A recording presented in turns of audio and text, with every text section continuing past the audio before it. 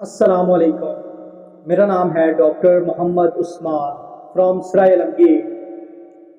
آج کا جو میں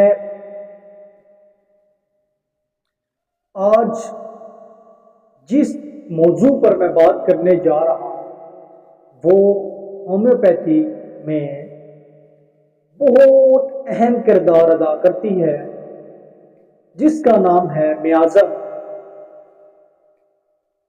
میازم کی تعریف کچھ یوں ہے: میازم ایک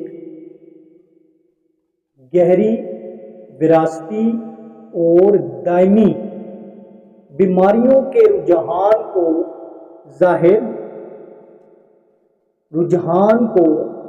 ظاہر کرتی ہے۔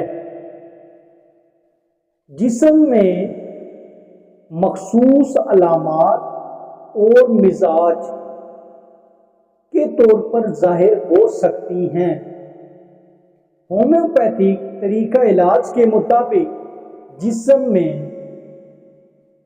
موجود خرابی کی نشاندہی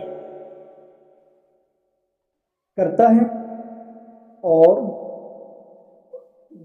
علامات اور بیماریوں کے اظہار مختلف اشکال کے ساتھ کرتا ہے۔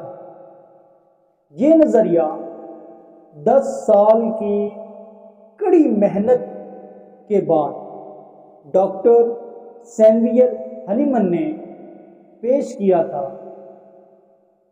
نیکسٹ ٹاپک آگے یہ ہے: اس کی اقسام کون کون سی ہیں اور ہمیں کس طرح پتہ لگے گا کہ اس میں کون سا میازم، یعنی اس بیماری میں کون سا میازم پایا جاتا ہے یا